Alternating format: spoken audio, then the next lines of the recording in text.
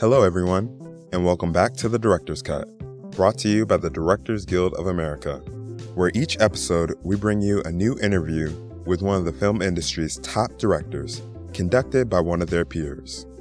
You can now subscribe to our podcast on Google Play Music, as well as iTunes, Stitcher, or on our SoundCloud page at soundcloud.com/The Director's Cut.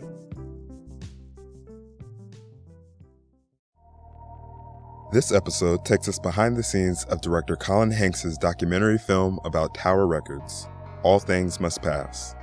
From its humble beginnings in a small-town drugstore in 1960, Tower Records grew to become a powerful force in the music industry. By 1999, company sales equaled $1 billion, but 7 years later it filed for bankruptcy. The question of what went right and ultimately wrong is examined in the documentary, which follows the company's trajectory and the legacy forged by its rebellious founder, Russ Solomon. The screening was a part of the DGA Special Projects Committee's documentary series. After the film, Mr. Hanks spoke with Special Projects Committee's chair, Jeremy Kagan, about the obstacles he encountered in the making of All Things Must Pass. Listen on for highlights from their conversation, including the challenges of selecting music for a film about one of the music industry's most iconic stores and the immense amount of footage collected for the film. One part in particular was recovered from a dumpster. Enjoy. Actually, I'm going to start with the Kickstarter. Yeah, sure. How did you decide to, and what was your experience with Kickstarter?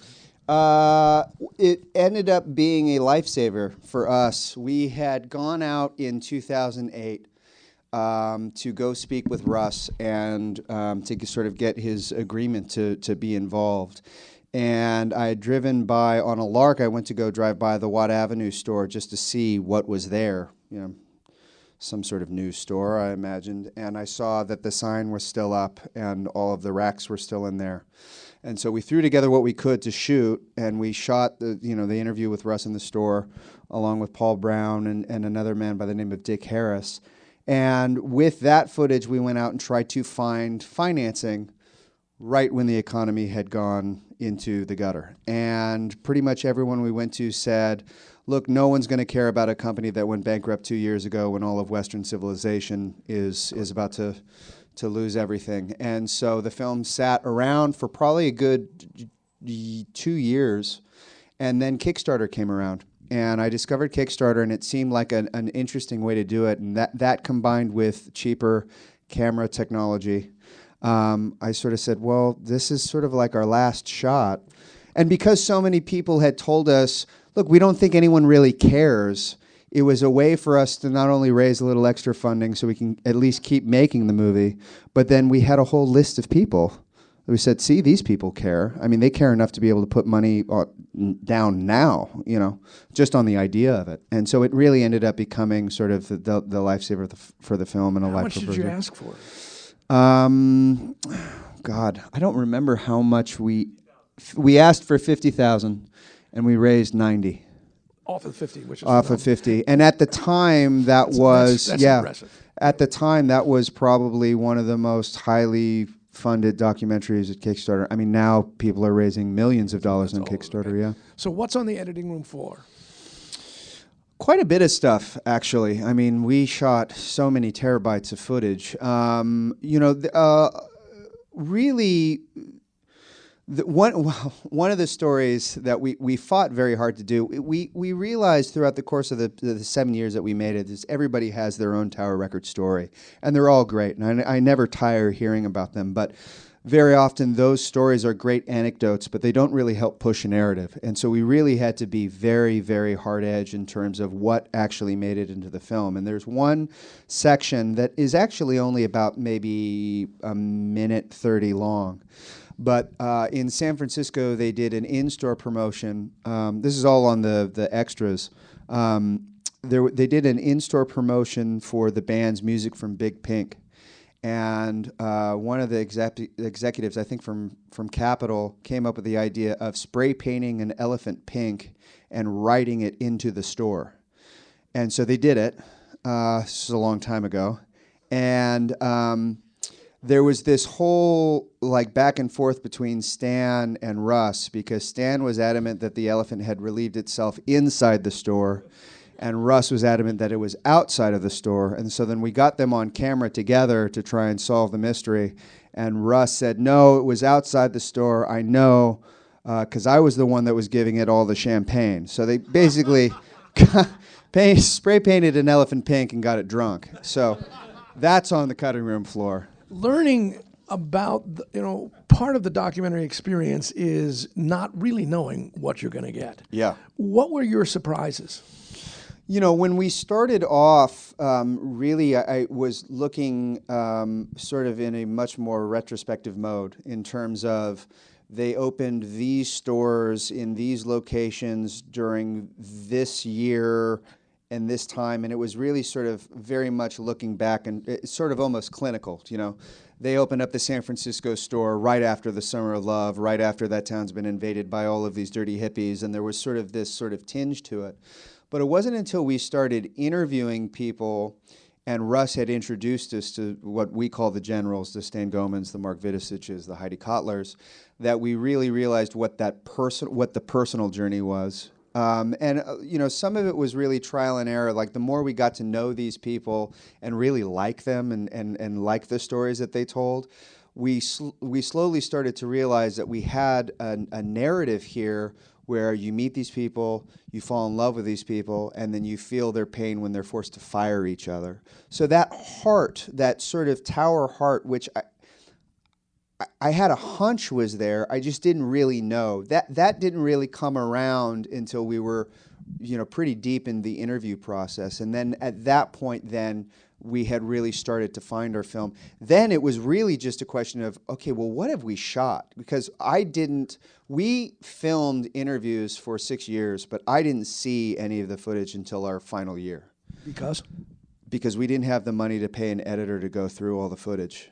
So basically, I threw terabytes of footage at our editor's feet, Darren Roberts, incredibly talented editor, and said, all right, here's my idea, here's the arc, let me know if this is possible. And he spent weeks sort of putting it together. And then when I finally saw a radio cut, which didn't have any B-roll, didn't have any videos, didn't have any photographs, but it was just the people telling their story, that's when I knew that we had something there. But I had given him 2 rules. I said, I don't want a narrator, A, and I don't want a group of famous people in the first 3 minutes telling you why Tower Records was important. I'm declaring that it's important because I'm making this film. So let's have these people be our narrators and tell their story.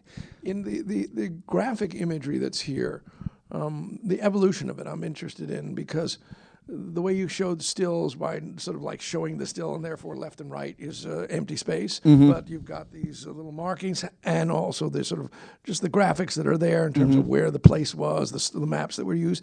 How did that all evolve for you?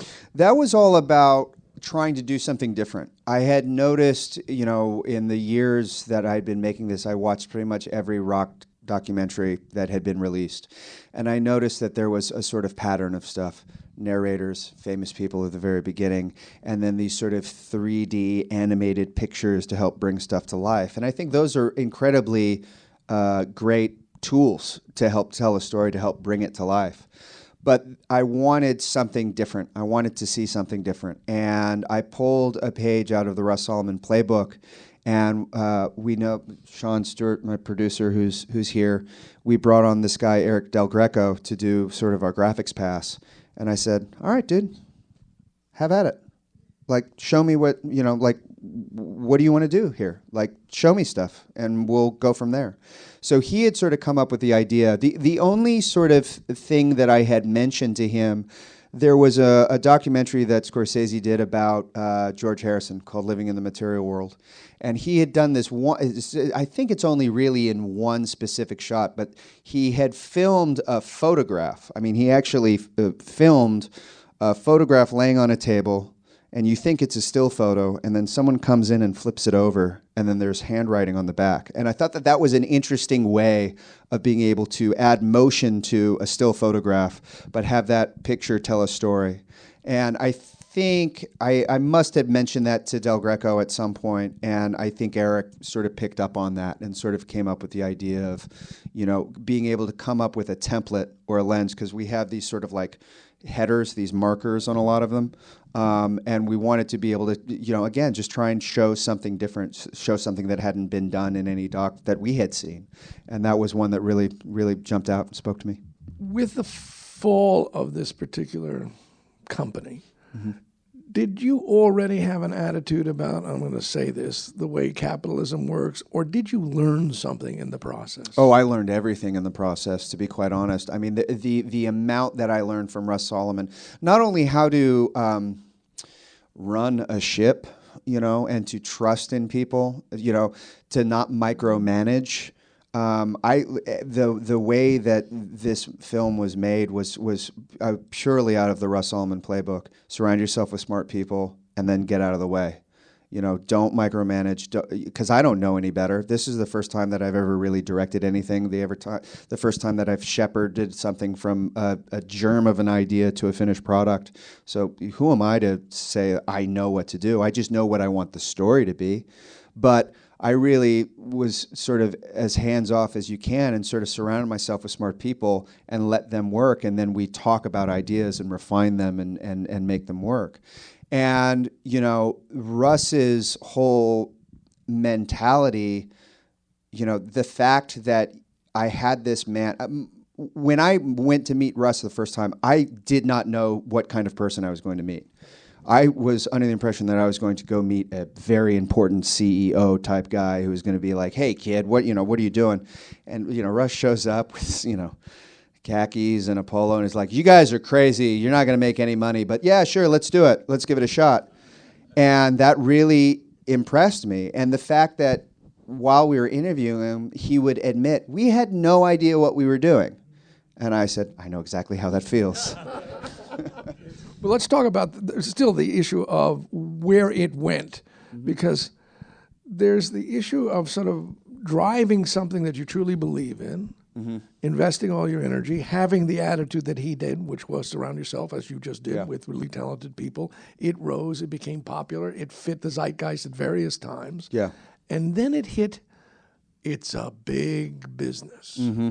And then we watch the demise. And what I'm interested in, and we see this and we experience it, but I'm asking for you, what did you learn about this process? If you were now to run a business, or if Russ were to do it again, what have you learned that would prevent that demise? And it seems to me there's something about the nature of capitalism, the system of economics we live in. Well, you can't get comfy.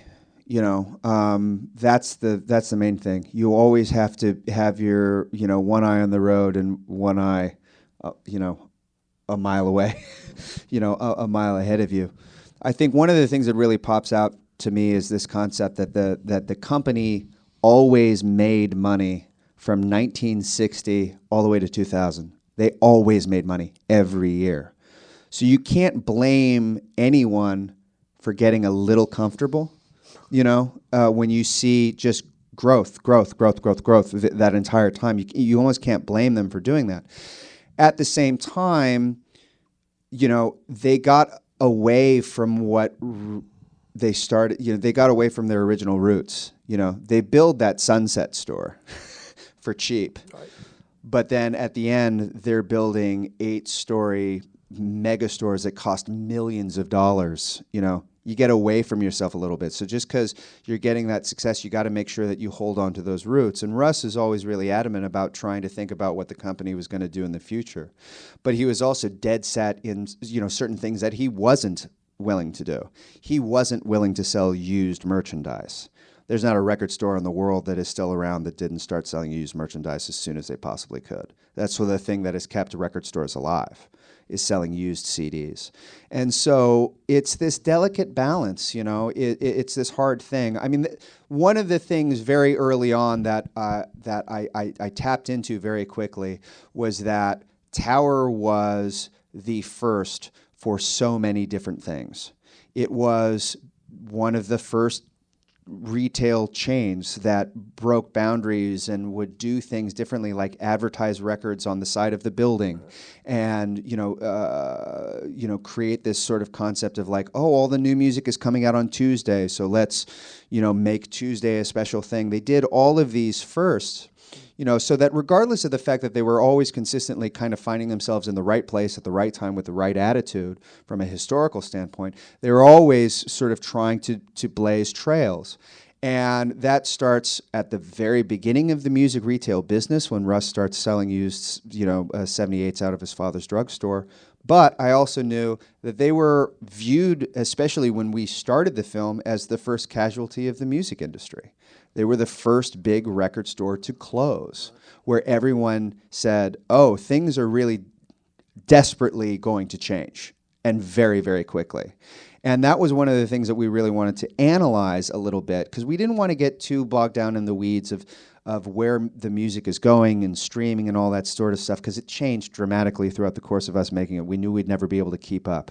As soon as we said something, we knew that it was going to change within a year. So what we wanted to do was be able to give people a better understanding as to why Tower left, and sort of pop the bubble to this notion that it was quite simply just the internet that killed Tower, because it wasn't. It was part of it, for sure, but it was also hubris on Russ's side, the fact that the company got too big and they couldn't move as quickly as they once did, but also the fact that the entire record industry propped themselves up on CDs decades before. And that was as Mike Ferracci says, they really planted the seeds of their own demise right then and there. When you were doing these interviews, there's a wonderful moment when I think it's John Urie, I don't know if I got his last name, and he breaks. Yeah. Did you have any idea that was going to happen? No idea at all. And how did you handle it? Gingerly. It's never a comfortable thing to see a grown man cry, especially when you're not prepared for it. We knew that we needed an outside perspective. Right. And so there was one trip that we had sort of put together where we interviewed both Steve Knopper and Jim Urie. And I wanted someone that was not from the Tower family or close to the Tower family, but was familiar, that could speak about Tower specifically, but then also at the record industry at large. That's where Steve Knopper came into play. But we would hear all these stories from Russ and from Patty and Stan and all these people. And there's, the Tower family, but then there's the extended family, or as I like to call them, like the drunk cousins. And those are the people that worked on the label side. And we sort of said it would be nice if we could get someone from that label side that was part of the Tower family, but not directly connected. And so they put us in contact with Jim. And we were just interviewing him, just sort of talking to him. And we had sort of boilerplate questions that we would ask everybody. And we would just talk about, tell us who Russ is. Like, if you had to explain the kind of person Russ was to someone who had never met him before, how would you describe him? What's something that Russ did for you that sort of exemplifies the kind of character he is? And he started telling that story. And at that stage in the interviews, I had been trying to keep track of about 4 years worth of interviews without having seen any of the footage. And so we actually brought on a writer, Stephen Leckhart, who's a journalist by trade.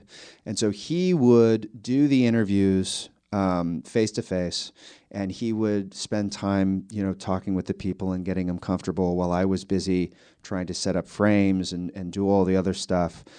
And then I would sit behind Stephen, and I would try to put the puzzle together during the interviews. And so I could listen to what Jim or any of the other people were saying, and then I'd know, I want to explore this. And it was just one step removed for me, so I had that safety to be able to do that. Did you do most of the interviews that way? We did probably about half of them that way, not all of them. Did you do Russ that way? Or we did one interview with Russ that way, and we did 2 others. I handled 2 others. When you would be in the midst of that, and if you had an idea, would you lean forward and say? I wouldn't lean forward. I would write a little Post-it note, and I'd hand it to Stephen. And we would have discussions as to where we would want the interviews to go.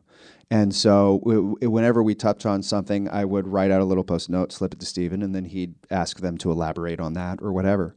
So I was sitting behind Stephen, and I had my head down, and I was just sort of keeping the minutes, so to speak. Because, again, I had no I hadn't seen any of the footage that we had shot, so I needed some sort of reference as to what's in these interviews. And I had my head down, and all of a sudden I hear this pause, and all of a sudden I hear him breaking up, and I look up, and Jim Urey's crying. And I had no idea what to do. And Stephen asked another 2 questions after. We let him collect himself. We let him tell that story. And we asked 2 questions after that were almost sort of gimmies. I mean, he really needed some time to sort of collect himself. But yeah, you never really prepared for that. But I can say this at the DGA because you guys will get this. But I remember, I don't remember where I saw this, but I remember seeing a documentary about the Last Picture Show. Now, I'm going to admit something here. I've never seen the whole film. Sorry. I will. We won't tell Bogdanovich. Yeah, but I remember a documentary in which Bogdanovich was shooting a scene with somebody. Again, I don't know who it was. And the scene starts and there's some cloud cover. And then in the middle of the scene, the clouds dissipate and it gets brighter in the middle of this this monologue. And then the cloud cover comes back and then it gets dark again at the end. And during the take, the DP's like looking at him going, "Can't use this." And Peter's like, "Just keep going." And it ends up becoming a very important moment. And I remember seeing a similar moment like that in a pretty big scene in Breaking Bad, like a big vista shot where it does a very similar thing. And I remember thinking, just let things go, let it happen. And by the way, it is a documentary, so we got to capture moments as they happen. Yes, one of the things that I often am in conversation with other directors about is the role that the unanticipated, or in quotes, accident plays in the work. And this works in terms of drama just as much as it works in terms of the documentary. And to be able to actually adjust and flow with it is, in fact, part of your job. Well, it's part of it. And also, I knew that one of the biggest knocks about the film is that we did not have a verite element, really. This is a Talking Heads documentary. And by the way, a Talking Heads documentary that at that time was almost primarily dominated by old white men. And so I needed to make sure that the people that we are talking to were people that you felt sympathy for, that you felt something for, and whatever happens in those interviews is what happens in those interviews. And Russ was very specific with every one of them. You tell your version of the story. Don't worry about, pissing, Russ told them all, don't worry about pissing me off. And they would never piss Russ off anyways. But he told them all, these are the guys, tell them everything. You go. That's the issue of, since our culture has a tough time dealing with elders, the issue of knowing that all the people, or most of the people you're going to talk to, are in fact our elders. And, what's this going to do to my audience? And you're like, a bunch of old people uninterested. How did you deal with it, if you deal with it at all? We didn't really have to deal with it. I mean, we knew that there were some going to be challenges because we were going to have to, in the back of our minds, we said, it's going to be a big screen. How close up do we get? Those kinds of things. But we knew that we'd have B-roll. We knew that we'd have, a substantial sort of library of images that we would use to be able to cover over as much as we could. And that became obviously very handy as we started to truncate sound bites and sort of get things moving at a quicker pace. But really, the biggest issue was, I said, there's got to be a woman voice. There has to be a female voice in this. There has to be. And so we told Russ and Patty, said, who's the one woman that we talked to? And they said, Heidi Kotler. That's who you talk to. And Heidi was amazing. I mean, she was, Where was she at the time? she lives in the Bay Area now. So she drove out to Sacramento for one of our shoots. And was, more vulgar than all of the other guys put together. Which I love about her. And she was able to put things in we were able to get that extra perspective, that I thought was really vital. And she was so truthful, to be quite honest, that we actually had to sort of reel back just a little bit. Because there's one point where she said, when she's talking about going into labor, no women stuff, going into labor behind the counter and all that stuff. There was another line where she said, I had to keep up with these asshole men. And knowing Heidi, we laughed. We thought that was really funny. But we were also sort of like, well, she's calling all the other guys assholes. I don't want to taint the rest of the guys just for Heidi. But we were able to find ways to be able to sort of slip that in so that people sort of understood what her challenges were. With the amount of material that you had, the terabyte plus. Yeah. 16 terabytes total, Sean? Whoa. Was there a point in which, when you watched the first edited version, you say, uh-oh? No. I'll be quite honest. When I first had the radio cut, I felt such an immense relief in that. And how long was it? About that. Well, we're at about a 90-minute running time. We probably trimmed about 20 minutes out. So there was a lot there. I, to be quite honest, I just felt such a huge sense of relief knowing that we at least had the audio portion of the film together, and then it was really just about cutting it down and refining it, and again pulling a page from the Russ's playbook and just trying to make it as efficient and as good as we could. Choosing music, how did you decide on what? That was a big thing. That was actually probably one of the biggest roadblocks that we came up with very early on because we didn't know any better, but we would go out saying, yeah, we want to make a Tower Records documentary, and everyone said, like, we're not going to pay for that soundtrack. We're not going to pay for the licensing on that. It was a very specific thing. I told Darren, our editor, I said, look, I don't want to tell you specific songs. I think I maybe only told him 2 specific songs that I wanted to use, one being All Things Must Pass, and then the other one being California Soul by Marlena Shaw. Those were the only 2 that I specifically wanted. But I wanted music that did 2 things. I wanted to make sure that each track that we had in checked 2 boxes. One would be that it fit the era in which we are examining at that moment, but it also needed to come from a specific aisle of a Tower Records. So I tried to include as many different kinds of genre of music as we possibly could, to the point where I was trying to fight for a song. I was trying to fight for a song from the soundtrack aisle that would have been a song that was used in like one of the Ocean's 11, 12, 13 movies. Like I tried to get one of those songs in the movie. I'm like, no, it's from the soundtrack aisle. Like, we got to have it. And that was actually something that Darren Roberts, our editor, sort of picked up on. So from the very beginning all the way till the end, it's genre specific from the aisle. It's era specific, the time we're in, all the way up till the closing song, which is a song by Benjamin Booker. The one about the death of Tower? No, not the one about the death of Tower. That's a whole nother cool story. But the one like right at the top of the closing credits, the dum dum dum dum dum dum dum dum. That was selected because that is the kind of record that a Tower employee would have turned you on to. Got it. Here's a cool new kid from New Orleans. He's 24 years old. He's an amazing guitar player. Benjamin Booker, Violent Shiver. Here, listen to that. The Tower Records is gone. That actually came through Kickstarter. At some point, I just asked, we emailed all of the Kickstarter people saying, if you have any photos, you have anything, send it in. Maybe it'll be in the movie.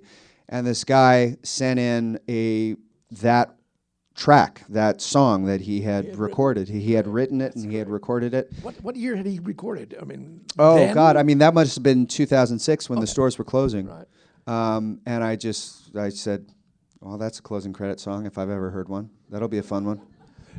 When did you discover Elton John? Actually, personally, when did you discover Elton John? And then how did you discover him? I'll admit something else. I'm not actually a big Elton John fan. He was never really, my parents never listened to him, so I never really got a proper introduction. Obviously, I know what an immense talent that man is, and I know how important he is in the scope of music.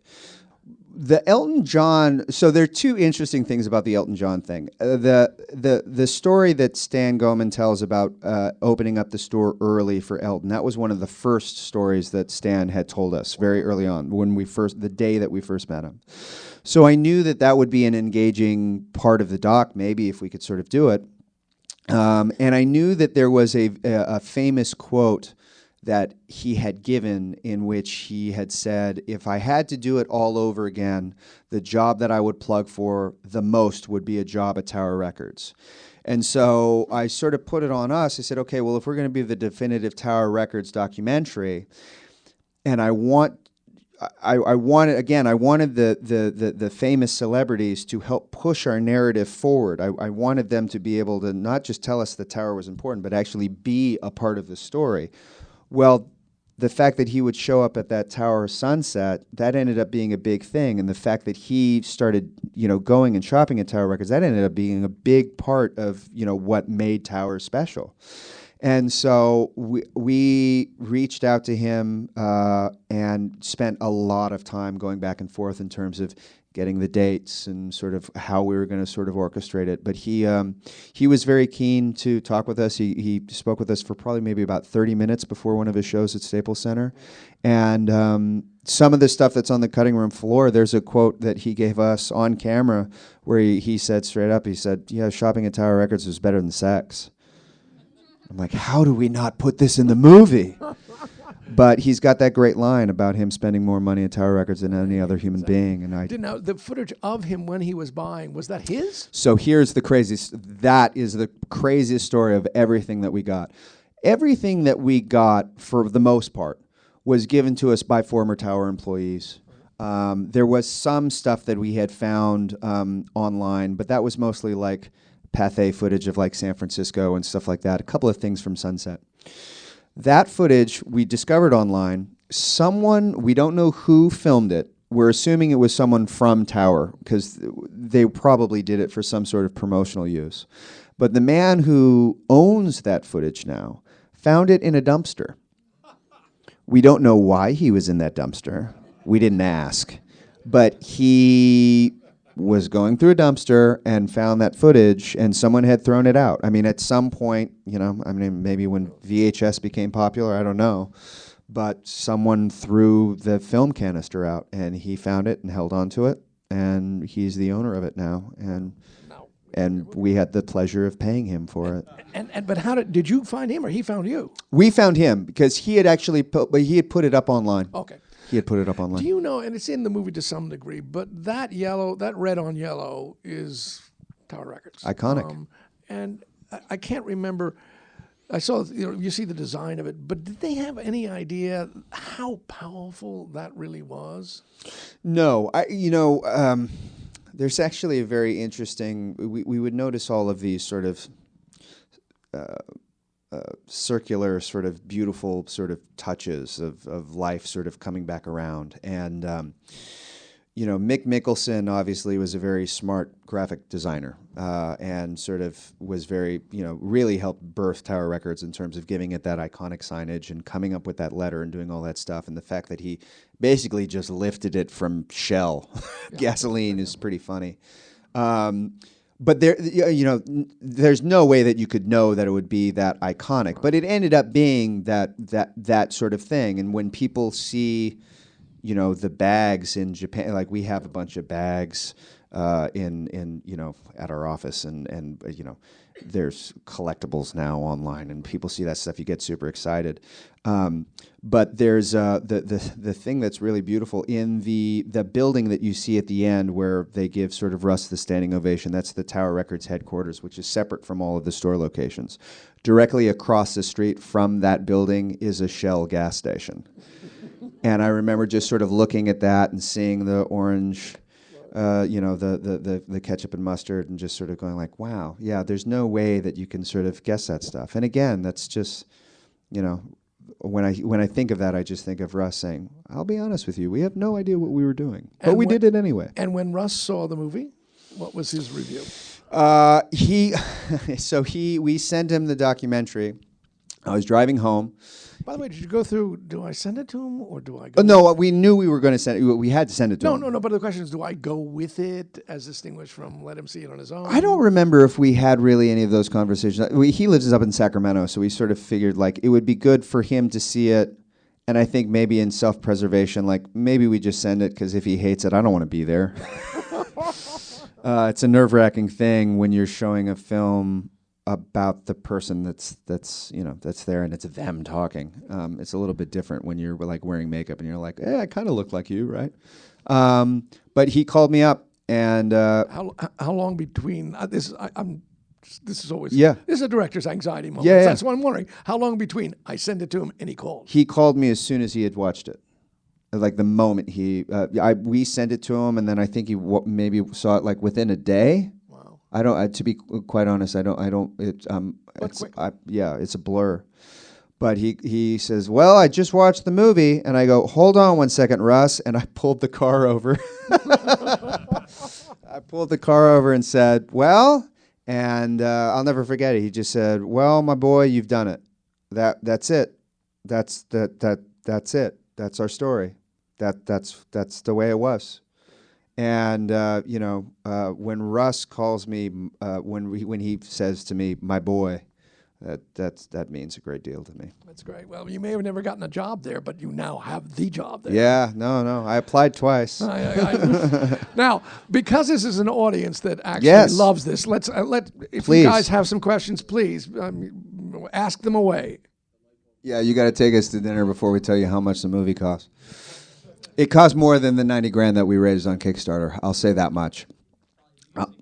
The music cost more than that. Well, no, actually. The interesting thing that happened with the music was I'm very fortunate in that I know Olivia Harrison, have met her on occasions. I actually was lucky enough to meet George at one point.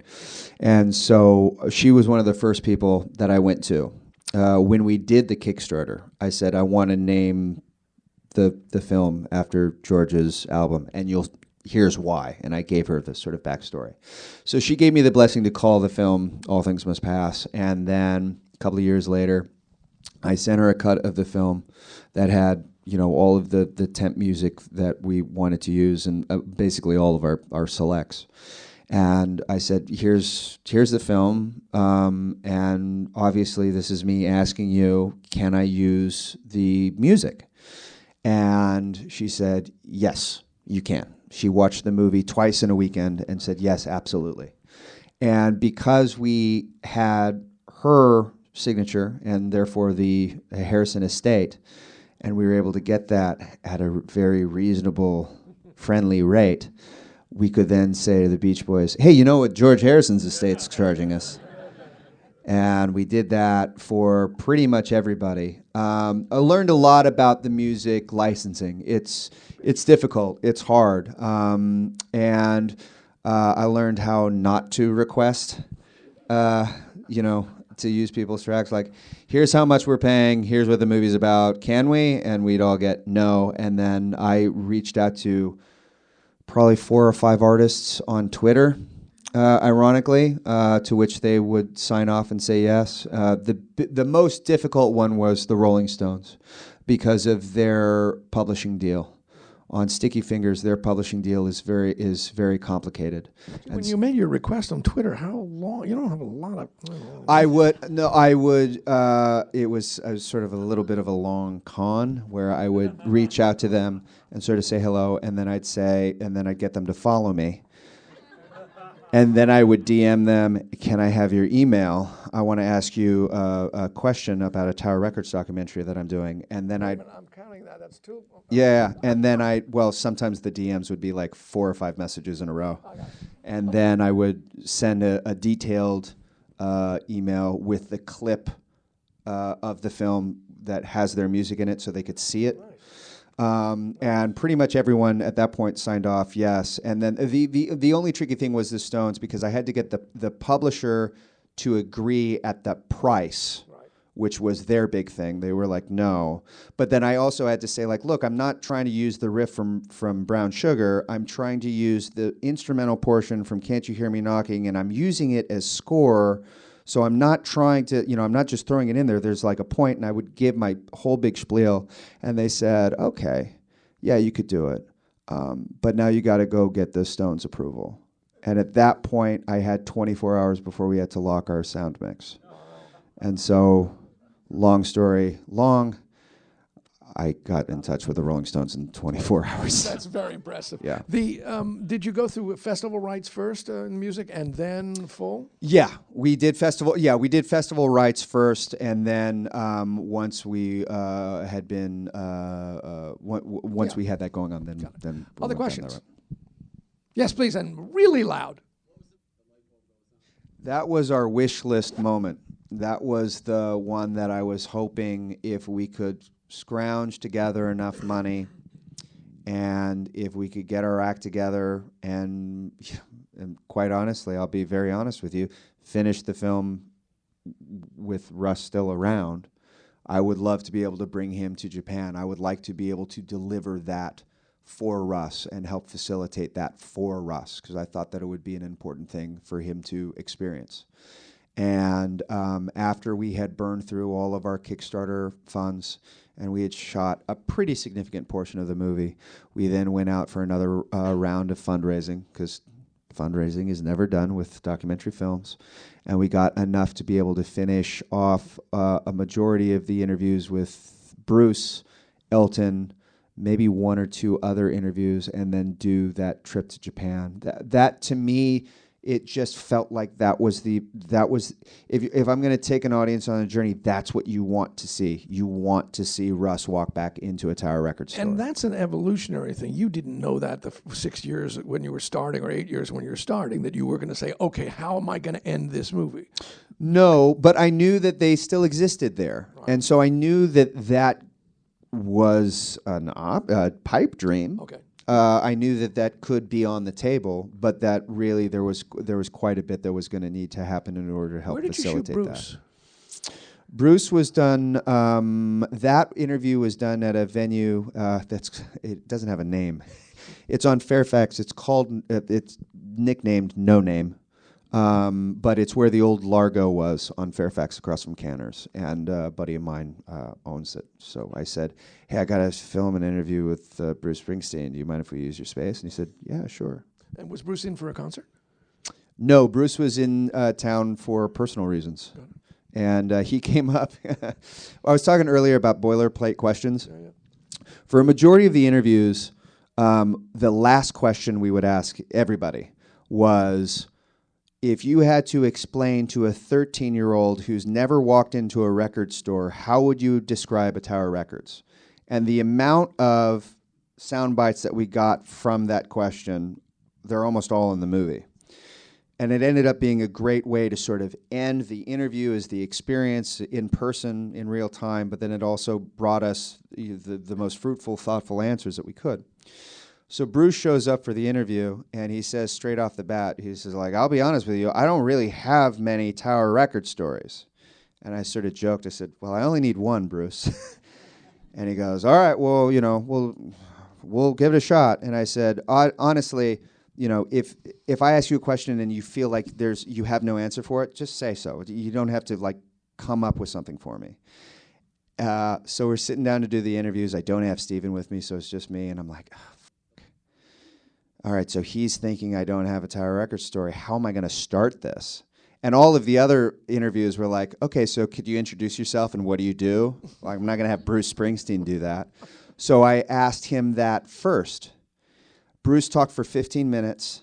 Everything that is in the movie was answered in those first 15, in that first question. And then the rest of the 7 other questions were just throwaways. I didn't need anything else. He gave me everything in that first answer. I can't resist. This is the last question. If you had to explain to a 13-year-old what's it like to go into Tower Records other than your movie, what would you say? Tower Records was the place where it didn't matter what you looked like, it didn't matter what you sounded like, it didn't matter what your interests were. It was a place that you were always welcome, the doors were almost always open, and they didn't care if you bought something. So it is an open invitation, 365 days a year, to discover yourself. That's what it was for me. Growing up, that was a place that I could hang out and I could meet other people. I could learn about music. That thing, what Russ says, about kids and when they lost an entire generation of kids even coming into a store. That was a special thing. I didn't grow up in the vinyl era. I grew up in the CD and cassette singles era. But the exact same thing, those same tenets of Tower were at the beginning were there for my era too. So it was a place where I knew, all right, I got no money, but I got tons of time. What do I do? You know, how do I fill up my night? How do I fill up my day? And so I got, you know, that gateway drug. They just said, come on in. And that was it. And as I got older and I moved out of Sacramento, it didn't matter where I was in the world.